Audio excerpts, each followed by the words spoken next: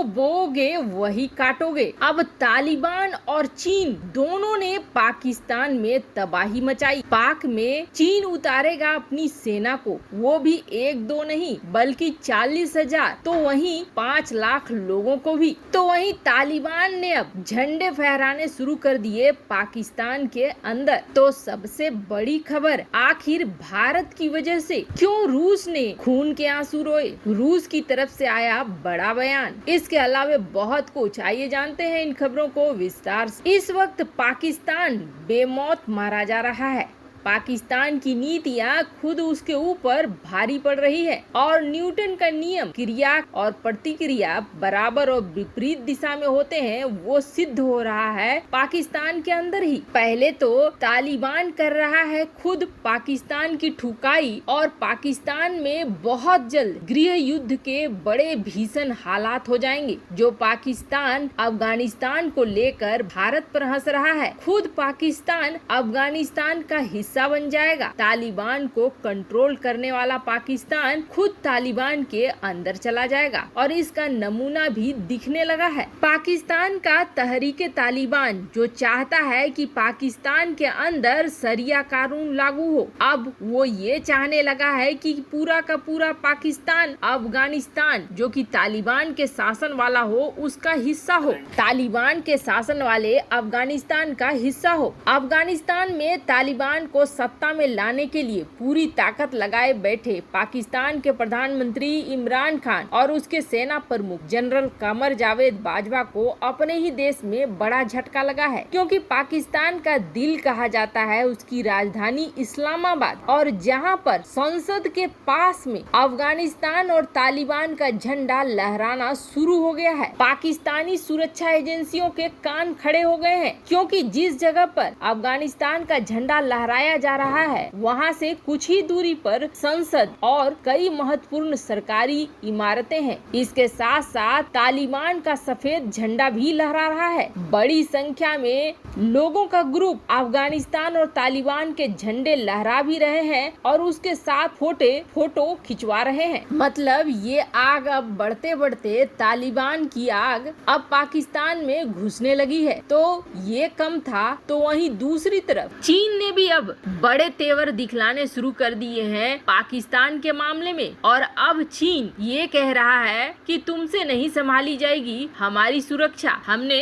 तुम्हें बहुत पैसे दे दिए और तुमने हमारे पैसे का बहुत इस्तेमाल कर लिया। तुम्हारे रहते हुए भी हमारे लोगों के ऊपर हमले हो रहे हैं। पहले 9 इंजीनियर, फिर 2 लोगों के ऊपर गोली से हमला, फिर तीसरे पर हमला, ये लगातार चल रहा है। तो अब हम अपने 40,000 सैनिकों को भेजेंगे पाकिस्तान के अंदर। साथ ही साथ चीन ने ये भी कह दिया है कि जिस तरीके से श्रीलंका में कोलंबो पोर्ट सिटी बना हुआ है, यानी कि इस जगह पे चीन का ही वीजा लगेगा, चीन का ही पासपोर्ट लगेगा, चीन का ही करेंसी चलेगा, यानी कि एक तरीके से उपनिवेश बनाना, वैसा ही अब हम ग्वादर में भी करेंगे। हम अपने लोगों को बाहर नहीं निकालेंगे, बल्कि यहाँ पर एक ग्वादर पोर्ट सिटी बनेगा और यहाँ पर 5 लाख चीनी रहेंगे। ये चीनियों का अपना घर जैसा होगा। यहाँ चीन का पासपोर्ट, चीन का वीजा, चीन की करेंसी, सब कुछ चीनी चलेगी। मतलब चीन वही नीति अपना रहा है जो नीति भारत में उपनिवेश बनाने के लिए ईस्ट इंडिया कंपनी ने फैलाई थी। वो भी उस समय के राजाओं को अपनी तरफ से सैनिक सहायता देने का वादा करती थी, और जैसे ही राजा खुशी खुशी ये ले लेता था कि हाँ चलो हमारे पास अब ब्रिटिश सेना होगी जो हमारे हुक्म पर काम करेगी, और उसकी एंट्री महल और राज्य में हो जाती थी, फिर वही सैनिक उस राजा को हटाकर ब्रिटिश शासन को स्थापित करवाते थे। श्रीलंका तो अब चीन का प्रांत बन ही गया, अब नंबर है पाकिस्तान का। ऐसे में अब चीन से बचने के लिए पाकिस्तान भाग रहा है अमेरिका के पास और चाह रहा है कि ऐसे हालात न आए। अब पाकिस्तान को पावर बैलेंस करने के लिए अमेरिका की जरूरत है। यही वजह है कि बाजवा ने अपने बयान में अमेरिका के साथ किसी भी तरह की दुश्मनी से इनकार किया और ये कहा कि चीन के साथ साथ हमें अमेरिका से भी अपने रिश्ते को संतुलित करने पर काम करना चाहिए। खैर इतना जरूर है कि सेंट्रल एशिया का ये पूरा रीजन अपनी करनी को भोगेगा, चाहे वो तालिबान हो चाहे पाकिस्तान हो, लेकिन पाकिस्तान की बर्बादी तो बिल्कुल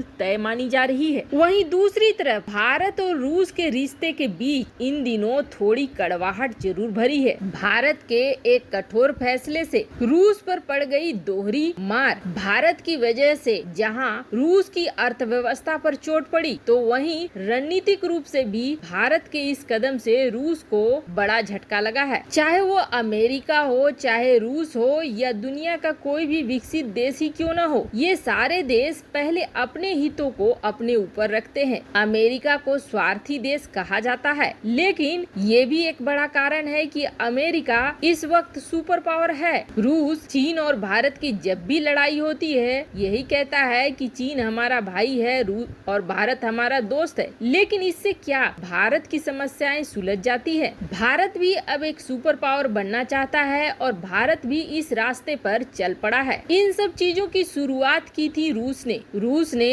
अपने जब विदेश मंत्री सरगेई लावारोव को भेजा भारत, तो भारत के बाद 9 साल बाद पहुंचे सरगेई लावारोव विदेश मंत्री पाकिस्तान। और पाकिस्तान पहुंचने के बाद बड़े बड़े सरगेई लावारोव ने ऐलान कर दिए, जिसमें ये भी कह दिया कि हम पाकिस्तान को आधुनिक हथियार देंगे। तो इसकी शुरुआत तो की रूस ने भारत के दुश्मन को हथियार देने की ऐलान कर दी। भारतीय वायुसेना में सुखोई 30 विमान काफी बड़ी संख्या में तैनात है। वैसे भारत आज तक इन लड़ाकू विमानों के लिए मिसाइल रूस से ही खरीदता आया है। अब भारत को R-27 मिसाइलों की बड़ी संख्या में जरूरत थी। सुखोई में लगने वाली ये बेसिक मिसाइल है। अब हमने आपको बताया था कि भारत ने इसे रूस से न खरीद कर $200 मिलियन का ये ऑर्डर रूस के कट्टर दुश्मन यूक्रेन को दिया। अब रूस से ही टूट कर बना है यूक्रेन, तो उसके पास भी इसके टेक्नोलॉजी के राइट्स हैं और